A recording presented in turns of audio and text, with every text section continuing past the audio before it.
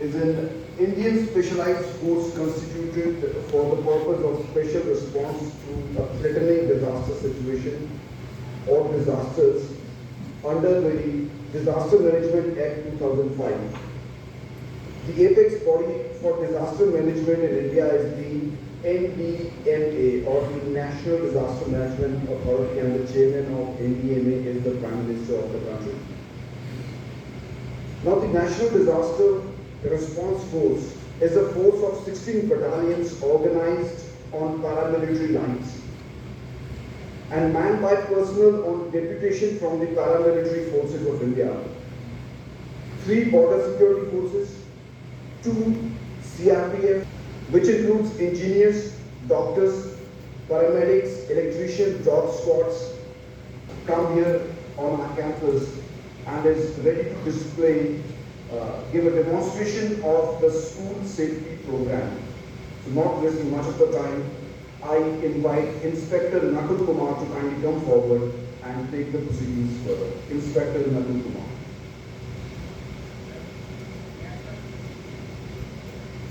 Wing Commander Deepika Rawat Madam, all students, good afternoon. Actual में disaster में response बहुत जरूरी है. Good afternoon. Thank you. मैं इंस्पेक्टर बारे में यह अध्ययन करना चाहेंगे और यह दिखाएंगे, साथ में आपको प्रैक्टिस भी कराएंगे कि डिजास्टर में हम प्रिपेयरनेस से कितनी जान को बचा सकते हैं. जैसा कि सर ने सारा ब्रीफ में सारा इंट्रोडक्शन दे दिया है, तो एनडीआरएफ पूरे इंडिया में अभी टोटल 16 बटालियन काम कर रही है, जिसमें से एक बटालियन हमारी पंजाब बठिंडा में है और हमारा जो एरिया ऑफ रिस्पॉन्सिबिलिटी है वो पंजाब और हरियाणा की है. ऐसे ही जो 16 एनडीआरएफ है वो पूरे इंडिया में सबका AOR डिफाइन किया गया है, जिसमें हम पूरे इंडिया को कवर करते हैं. फिर भी इन केस कोई बड़ा डिजास्टर होता है, जैसे हम लोग हमेशा गुजरात, महाराष्ट्र, बिहार जो कि फ्लड प्रोन विलेजेस और गाँव होते हैं, यहाँ पे हम लोग जाके रेगुलर रेस्क्यू और रिलीफ का काम करते हैं. तो हमारा काम डिजास्टर के प्रति ही है और बेसिकली हम लोग पैरामिलिट्री फोर्सेस से हैं, जो कि डेपुटेशन बेसिस पर 7 साल के लिए हम लोग एनडीआरएफ में आते हैं. फिर हम लोग वापस पैरामिलिट्री फोर्सेस में जाते हैं. थोड़ा सा हम लोग को भी मुश्किल का सामना करना पड़ता है. कहाँ हम लोग बॉर्डर ऑर्गेनाइजेशन में तैनात रहते हैं और अचानक किसी जिंदगी को बचाने का दायित्व संभालने के लिए दे दिया जाता है, तो थोड़ा सा मुश्किल होता है शुरू में. और हम लोग का जो टास्क है रियल में थोड़ा सा जिंदगी बचाना बहुत इम्पोर्टेंट है, तो हम लोग उसमें बखूबी कोशिश करते हैं कि अपने कार्य क्षमता को रेगुलर ट्रेनिंग के माध्यम से सुधार करते रहें. साथ ही हम यह अवेयरनेस भी करते रहते हैं कि डिजास्टर के प्रति लोग भी जागरूक रहें, क्योंकि डिजास्टर में जागरूकता ही ज़्यादा बचाव कर सकता है. पाएंगे जिसमें इनकेस कोई इमरजेंसी हो जाता है, जैसे आप लोग घर में हो और हमेशा देखते हो रोड एक्सीडेंट होते रहता है, जिसमें चलते फिरते बहुत सारे ऐसे इंसिडेंट मिलते हैं जिसमें किसी को चोट लग जाता है, कोई ब्लीडिंग होता है. तो एक स्वस्थ मनुष्य के शरीर में लगभग 5 से 6 लीटर ब्लड होता है. अगर 1 से 1.5 लीटर भी ब्लड का लॉस होता है तो तुरंत वो शॉक में जा सकता है और उसकी डेथ भी हो सकती है. तो ब्लड लॉस के बारे में छोटा सा डेमोन्स्ट्रेशन दिखाया जाएगा हमारी टीम के द्वारा.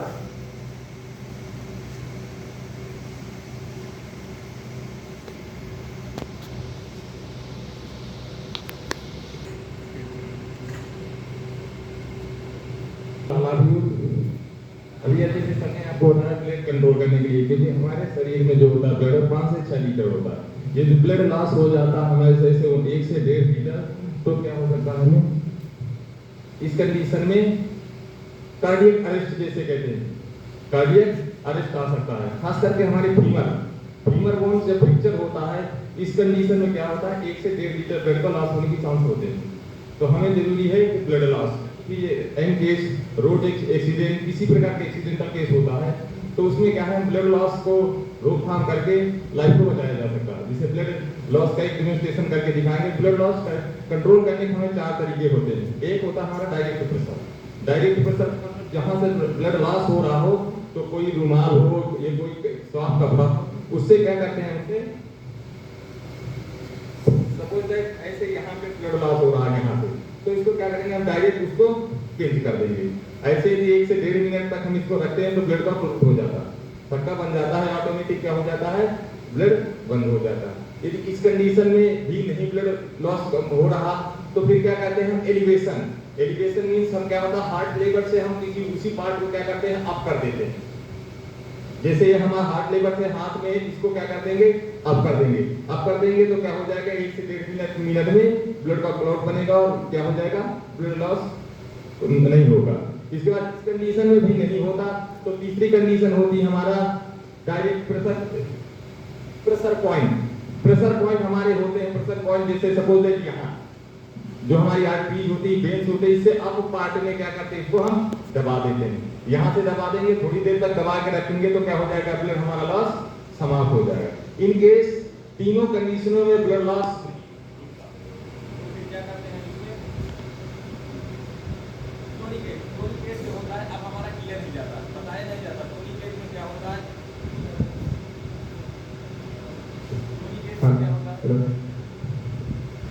टोनिकेट जो सिप्लाई के पार्ट में नहीं है कि कहीं भी होता है टोनिकेट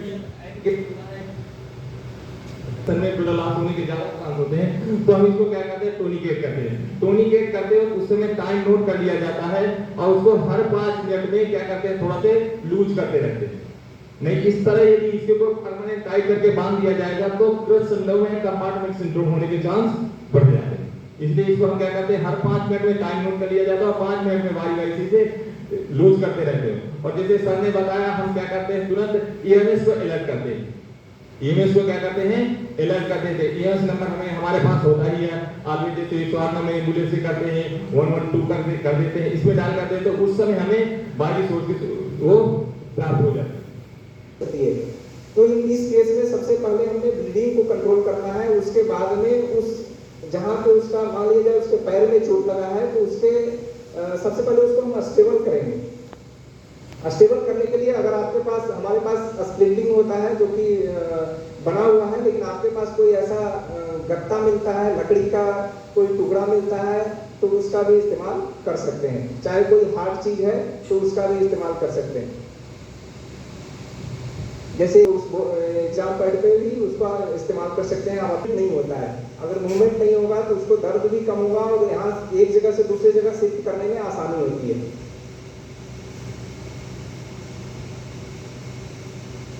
ऐसे कई ऐसे विक्टिम रोड एक्सीडेंट के हमेशा मिलते हैं खास करके हिमाचल जो कि हमारे व्यवहार में था पहले। तो विक्टिम नीचे पड़ा हुआ है और उसको लाते लाते लोगों ने उसका और ज़्यादा फ्रैक्चर को और ज़्यादा डैमेज कर दिया। कभी लोग कंधे पे ला रहे हैं कभी चेंज कर रहा है तो क्या होता है कि इसकी चोटें और बढ़ती जाती है। अगर उसको वहीं पे स्टेबल करके लाया जाए तो उसको सेफ लाया जा सकता है।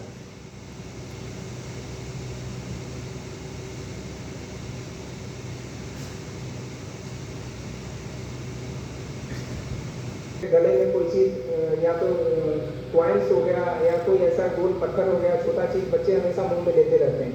इनकेस कुछ ऐसा फंस जाता है तो उसमें क्या कार्रवाई करना है।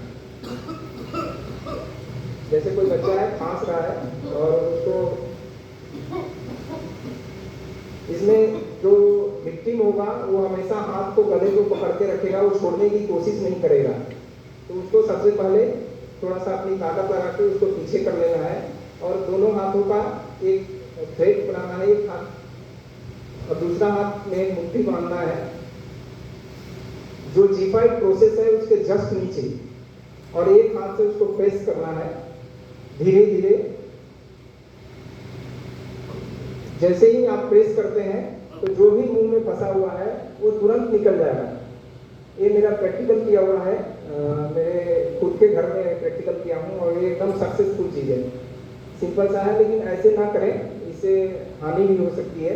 तो जब कुछ ऐसा हो तभी किया जाए।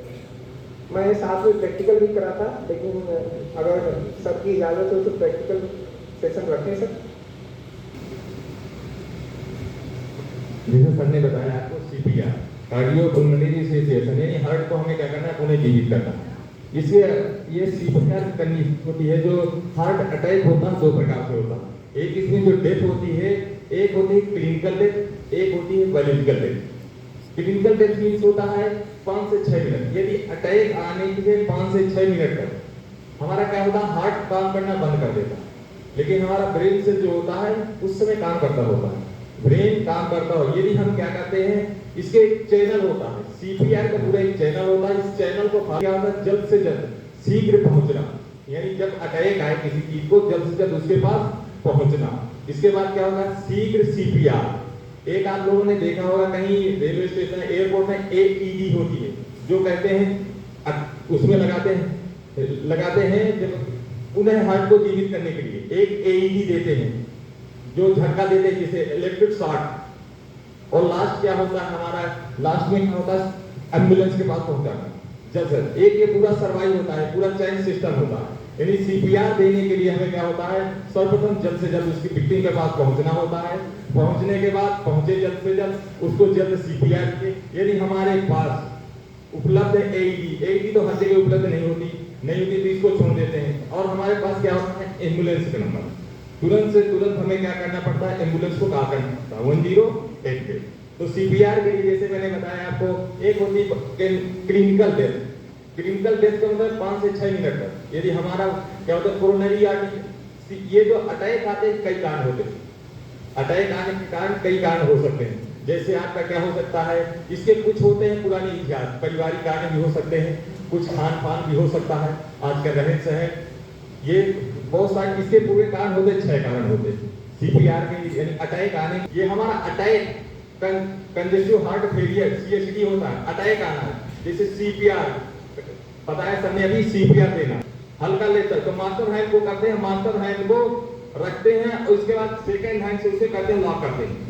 लॉक करने के बाद देखना इसमें पोजीशन कैसी रहेगी, सीधी, नजरें सामने, नजर सामने। और इसको हम क्या करते हैं, 30:2 का रेशियो, 30 कंप्रेशन 2 वेंटिलेशन। एक सपोर्ट में होता है वो क्या करता है, 30 गिनने के बाद 2 वेंटिलेशन देंगे।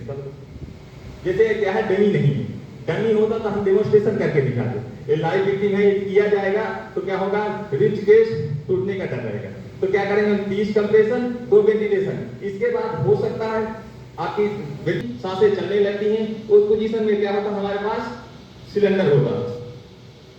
इसमें सिलेंडर होता है, जैसे हमारे पास मास्क, अलग अलग मास्क होते हैं, नेजल कैनुला होता है, एक होता है NRV, non lethal mask. Nasal cannula normal सा हर जगह सबके पास उपलब्ध होता है। ये क्या होता है, 24 से 44% ऑक्सीजन देता है, 1 से 6 लीटर, 1 से 6 लीटर देता है। इसके बाद दूसरा होता है एनआरवी, नॉन लीथल मास्क, 80 से 90% ऑक्सीजन देता है। इसमें जो इसके पिन है उसको सिंपल से पुल करना है, खींचना है। Pull the pin, aim the nozzle, किसके तरफ, फायर के बेस के तरफ। जो फायर का बेस है, जहां से आग जल रही है उसके बेस में एम करना है। और S, squeeze the lever, lever को दबाना है। और स्वीप, जैसे घर में झाड़ू लगाते हैं उसके बेस में झाड़ू की तरह दाहिने और बाएं करना है, ताकि उसके बेस में आग के ऊपर कभी फायर एक्सटिंग्विशर का प्रयोग ना किया जाए। उसके बेस में कीजिएगा, उसको तुरंत कंट्रोल कर देगा। जो धुआं होता है वो सतह से ऊपर होता है, तो कभी भी हम अगर रेस्क्यूअर जा रहा है तो नीचे से उसको क्रॉलिंग करके जाना है, ताकि धुएं की लपेट में वो खुद ना आ सके है। और उसको सक्सेसफुल उस गेट के थ्रू खींच के बाहर निकालना है। इसको बोलते हैं फायर फाइटिंग ट्रैक, जो कि फायर फाइटर्स भी इस्तेमाल करते हैं। दूसरे जगह पे शिफ्ट कर सकता है।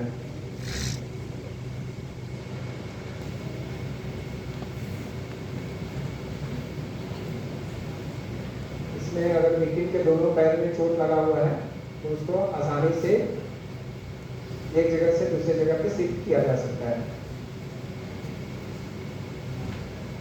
तो वहाँ पूरा धुआं भरा होगा और उसका बेस में मैक्सिमम चांस होता है कि उसके बेस में कम धुआं होता है।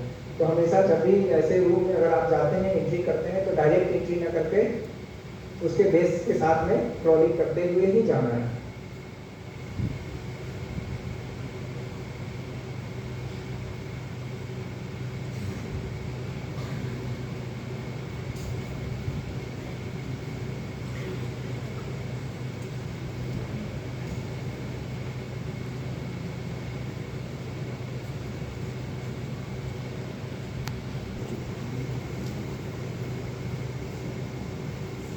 इस प्रकार से हम विक्टिम को बाहर निकाल सकते हैं।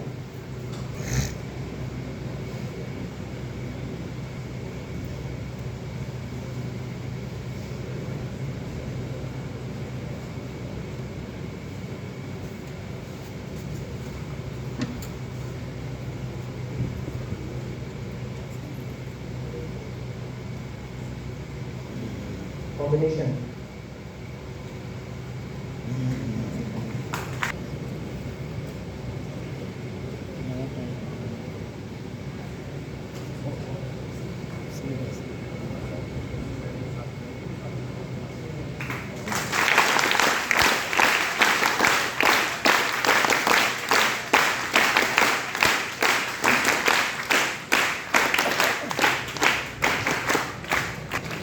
ये ड्रैग बहुत काम आता है। अभी जब 3 लोग होते हैं, ये हमेशा ध्यान रखना है कि जो विक्टिम है उसका वजन 80 केजी से ज़्यादा ना हो। अगर ज़्यादा वजन का होगा तो रेस्क्यूअर्स को दिक्कत करेगा।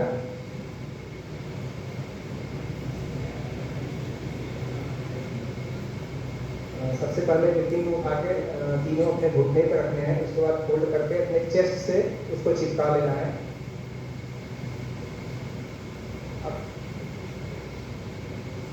अब हम इसको आसानी से कहीं भी शिफ्ट कर सकते हैं।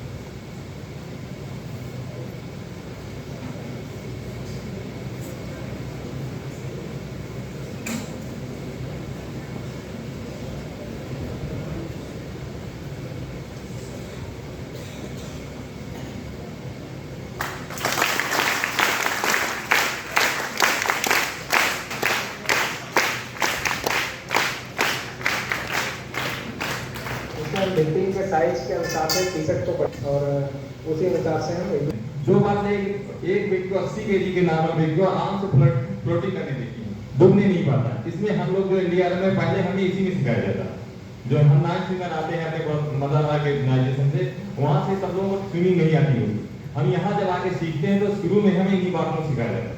और ये बातें इतनी कारगर होती है कि 2 बातें यदि कमर में लग जाए और आप हाथ नॉर्मल चलाते रहेंगे तो कभी नहीं डूबेंगे। कितनी रहते इनको, और आराम से हाथ नॉर्मल सी कई बात है, जब कोई ऐसी स्थिति होती है तो हाथ चलते ही चलते हैं। और क्या होता है, समस्या होती है पैरों की। पैर क्या होते हैं, नीचे जाते हैं। और ये जो 2 बातें होती है ना, तो आराम से पैरों को फ्लोटिंग करने देती है और वे कभी नहीं डूबता। जैसा कि आप देखेंगे ये पीछे ये 2 बातें होती है, 2 बातें बांध करके हम आराम से पूरे दिन तक फ्लोट करते हैं। बस हाथों को थोड़ा थोड़ा नॉर्मल चलाते रहेंगे, कभी नहीं डूबता। और इसकी कोई टाइमिंग नहीं होती, कितने समय तक भी हम इसको लेकर तैरते रह सकते हैं। एक नॉर्मल से व्यक्ति 72 घंटे तक आराम से फ्लोटिंग कर सकता है।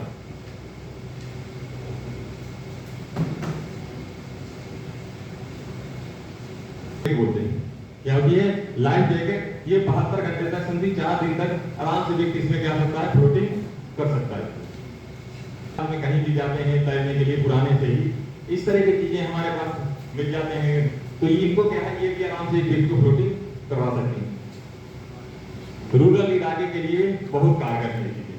जैसे ये एक बाटल की बनाई गई इम्प्रोवाइज तरीके से, इसको भी बना करके हम आराम से फ्लोटिंग कर सकते हैं। इस प्रकार का floating device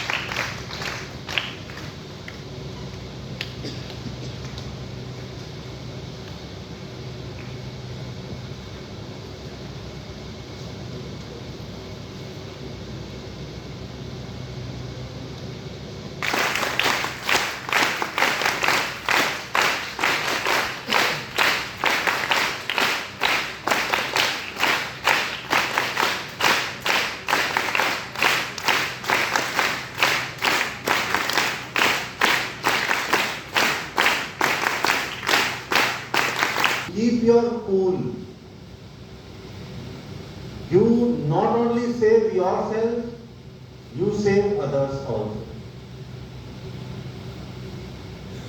I would, in addition to what all they have demonstrated, what all they have guided, what all they have suggested, I would like to add only 1 or 2 points to it. In the difficult time, in the hard moments, in the critical situations, only one thing helps you the maximum, which is your cool head. If you have seen the movie Three Idiots, all is well. It is a way to tell you, cool down. Even if when you go to SSB, when you are given a particular GPO, when you are given a particular condition, you actually need to train yourself how to control your pulse, how to control your impulse. If we can do that, then these ideas will strike to your mind. You see, everyone wears t-shirt, everyone has got bed sheet at home, but many of us have never thought that we can make stretchers with the help of these two things so easily. And there are many things which we can do at the time of any critical situation to save life. And mind you, life of an individual and life of self is very, very important. We have to understand the importance of the life, and that is how we are going to react in a particular situation. I am very thankful to entire team of NDRF who have spared time to come to the school. This is a very, very small demonstration which they have carried out, but the idea is very big, very, very big. First, he said, be careful. That is what I always tell you. Don't wait for any mishap to happen. Foresee it. And make yourself ready to face it. Develop that kind of a strength, mental as well as physical, so that you can face any kind of adverse challenge which is posed to you by the nature or by any individual. Especially our young cadets who have recently joined, say 6th class, 7th class, even 8th class also joined this time after 2 years of COVID. Hostel is also full of adventurous life. You may face certain challenges.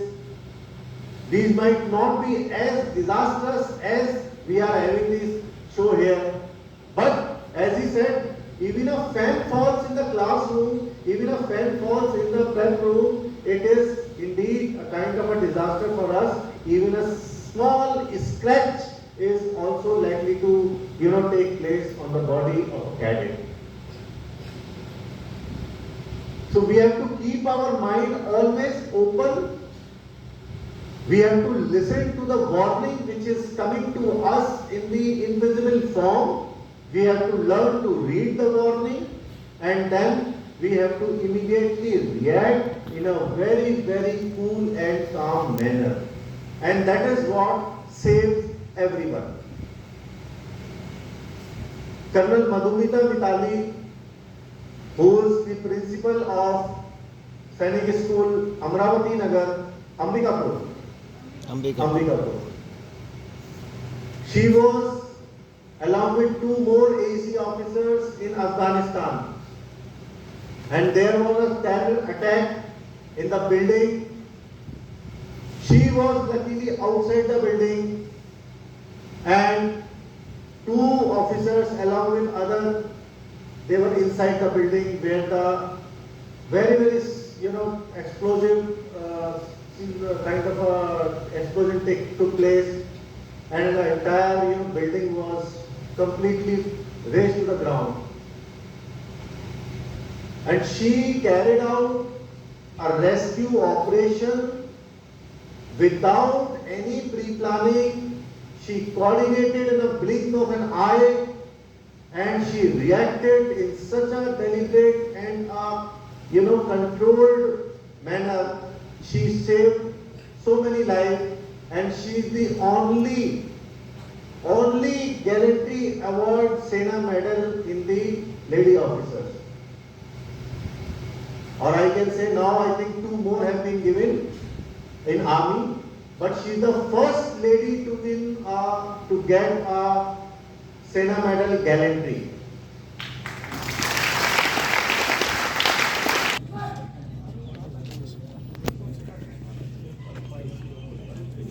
चलो आगे बढ़ते जाओ बेटे, आगे बढ़ते जाओ।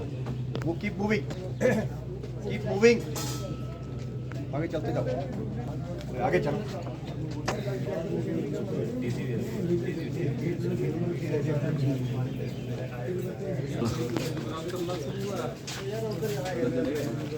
लगाते हैं आपको,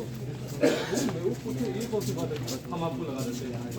ये तो आप गलत लगा देंगे, आपको बस पक्का।